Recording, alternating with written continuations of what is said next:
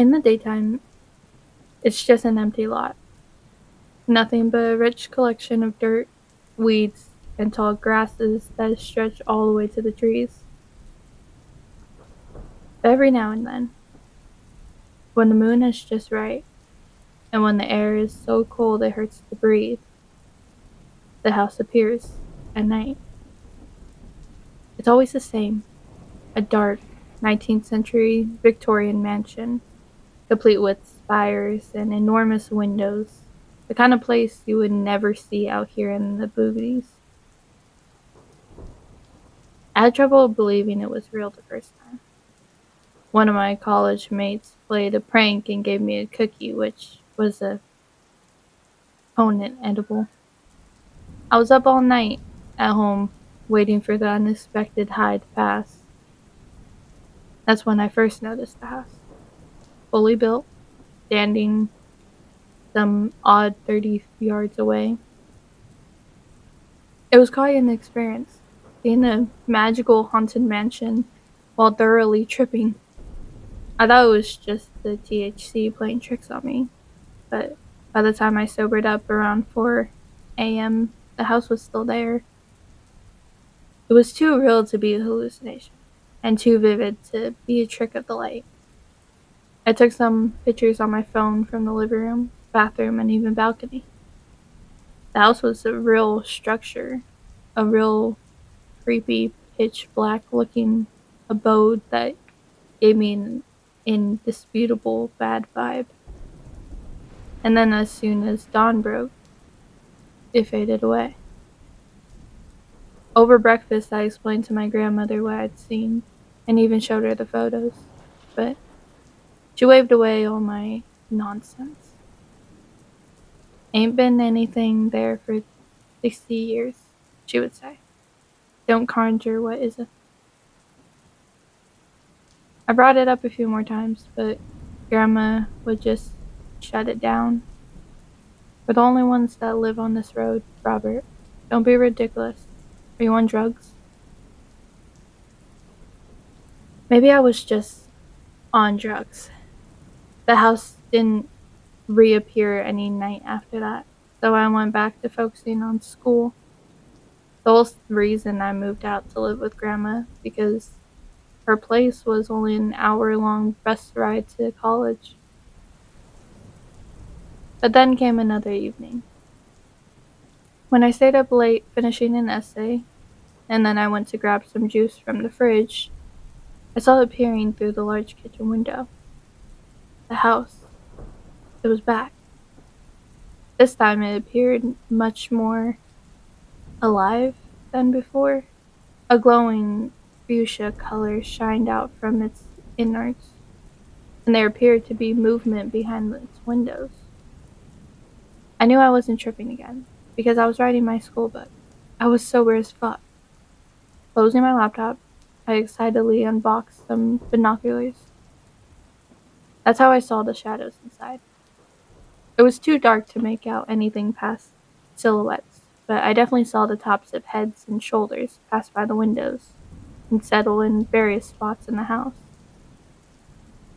They moved with a casual, low-key vibe, as if everyone was worn out but still awake, restless. Who were these people? And how were they inside this place? Then my attention turned to the trees ruffling behind the house. That's where a long, tall figure emerged from the woods. An immediate knot tied itself in my stomach. I had never seen anything like this person. He wore a velvet-looking frock above an embroidered vest and waist-high trousers, which were all somehow tailored, made to fit his 8-foot-long arms and legs. He moved like some anthropoid stick bug, shuffling and ambling, often using one of its long arms as another leg. Eventually, this bizarre 19th century spider hunchback thing hunched over the door, took a glance at me, and raised his arm. I wanted to turn away, but I couldn't. I was frozen. The figure's hollow eyes, even from that distance, felt like they were staring directly at me. His skeletal fingers made the "come here" motion. He recognized my fascination. He knew I was being drawn to the house. He knew I was watching. He knew. He knew I wanted a deeper peek. The next morning, my grandmother handed me a letter in a brown envelope with no return address. She said it must have come from my parents. I opened the letter and knew right away that it didn't. There was only a single piece of parchment inside, withered and worn, in thick black ink. Only two words were written in very old cursive. "You're invited." Where did you get this letter? Where do you think? My grandma poured herself coffee. The mailbox. Who dropped it off? Who do you think? My grandma burnt her lips on her coffee. The mailman. The mailman? You saw him? Jesus Christ, Robert. Yes, the mailman. He comes every morning around 8 when there's mail. How do you think mail works? Are you on drugs? Full disclosure. Back with my parents, I did go through a phase where I was smoking a lot of pot. They told my grandmother that there would be a zero chance tolerance if I ever got caught blazing. They threatened with military school, community service, etc. So I've been careful, only to blaze on the school grounds, never near my grandmother's house. No, Grandma, I was just wondering about the letter. Nothing else to worry about. Now eat your breakfast. That night after Grandma went to sleep, I played some CIB 6 to pass the time, eagerly awaiting midnight. Every 10 minutes I checked to see if the empty lot sprouted anything, but it stayed empty. By about 12:30 a.m., the house still hadn't arrived, and I was disappointed. In the last-ditch effort, I put on several layers and brought one of my secret blunts with me. The first night I had seen the mansion when I was accidentally high, so I figured it couldn't hurt to smoke a little now and see what would happen. After quietly closing the front door, I walked several feet away to make sure the light in my grandmother's room was still off. It was. She was sleeping. With utmost secrecy, I brought the blunt and lighter to my lips. When a chill wind snuffed out the flame, my fingers went cold. My stomach formed a knot. The house had returned, and this time it was standing closer than before, barely 3 cars' lengths separated from my grandmother's place. It's like it was presenting itself. I walked towards it, driven by an impulse I couldn't explain. The air was thick, almost electric. I just had to take a peek.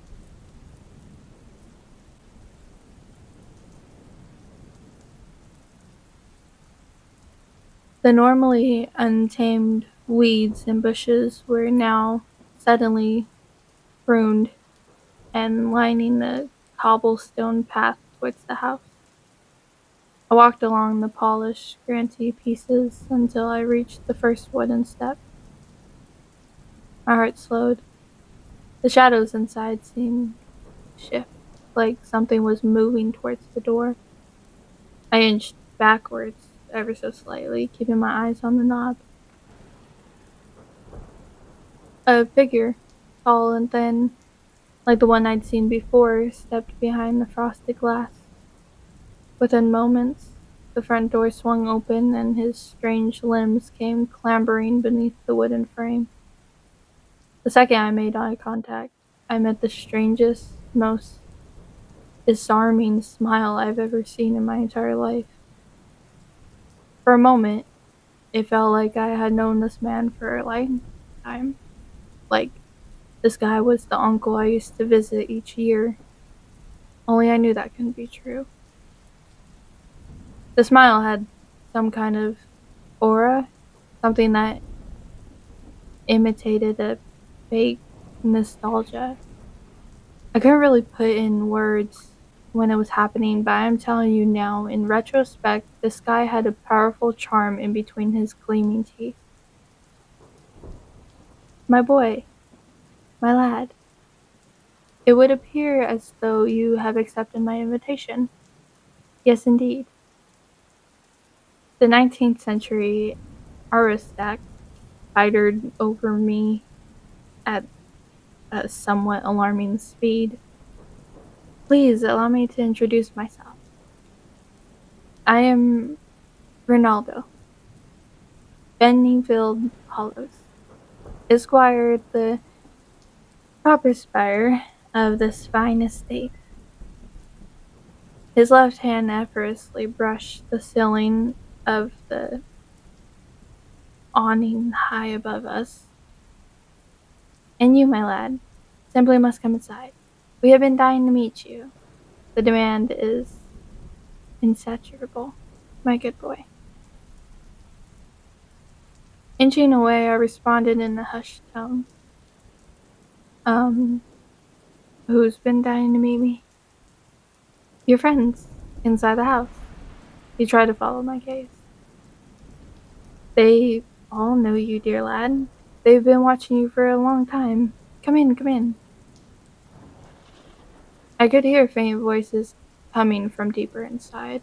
It did kind of sound like a low-key house party. Somebody was delicately playing the piano. Um, can I think about it? Think about it? Bernardo laughed, a perfectly pitched, high society laugh. What's there to think about, my boy? You've already accepted by arriving at my doorstep. You want to come in. My stomach was tensing up into some kind of triple knot. I was finding it hard to walk backwards. In fact, it would be quite rude not to come in. Quite rude indeed. Bernardo's smile slowly dissipated. Especially after all the effort we put in. Today was going to be your night, Robert. They're all going to be so disappointed. How did he know my name? Like some kind of flexible insect. He scooped his head down low to meet my line of sight. His teeth beamed at me with a glossy shimmer. You want to come in, Robert? We both know that. It'll be fun. Although I could feel my stomach contort itself further, an immense feeling of trust also breezed through my chest. It's like this was the 500th time I've met Renato. It'll be fun. You're funny, Robert. FET in your honor. A feast. A dance. The string Garnet has been practicing for ages. Again, that feeling of trust. I went from being merely tipsy to fully drunk on Renardo's nostalgic magic. His arm slightly rested on my back, guiding me through the front doors. I entered the house. The air was cold, freezing, in fact. I could see my breath in the dim light. The flickering purple glow came from several gaslit sources on the ceiling. The walls seemed to stretch and warp like the house wasn't quite real, like it was bending around me and closing on me.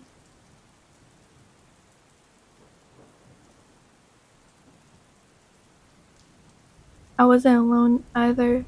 Figures moved in the shadows, their Forms indistinct, their heads tilted in my direction. They looked human, but just barely. They were watching me without blinking, staring with wide eyes. I wanted to scream, I wanted to run, but I couldn't. All the walls and doors bended away from my touch. It felt like the house had a grip on my very soul, like it was pulling me deeper into its endless corridors. One of the figures stepped forward, a girl, also about my age. Her face was pale and stretched like a mask. She wore clothes that may have been in fashion about 20 years ago.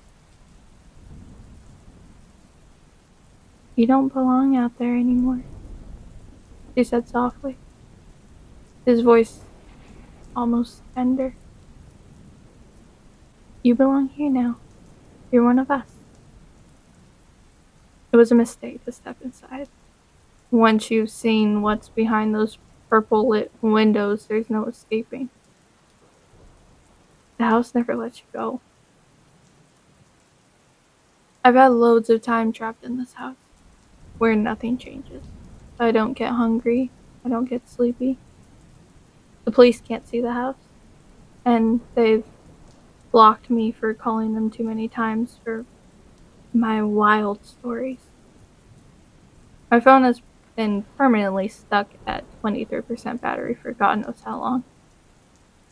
Time doesn't seem to exist here, only warping corridors and college kids who all say the same thing. I came out here to live with Grandma. It was only an hour-long bus ride to school. Across one of the ever-shifting hallways, I once discovered a painting of my grandmother, wearing the same kind of histrionic clothing that Bernardo's. She stared up with the same passive face, the same disinterested eyes.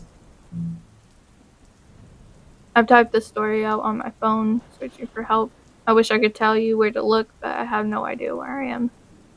The windows stretch away from me.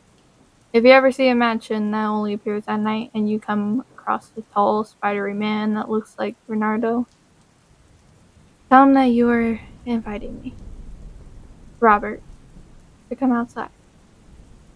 I believe there might be some kind of magic in the use of invitations, some kind of sanctuary. At least I hope so. It's my only chance to escape. If someone reads this and does find a way to free me from this limbo, I promise you my everlasting thanks. As a bonus, I'll give you this joint that never seems to run out.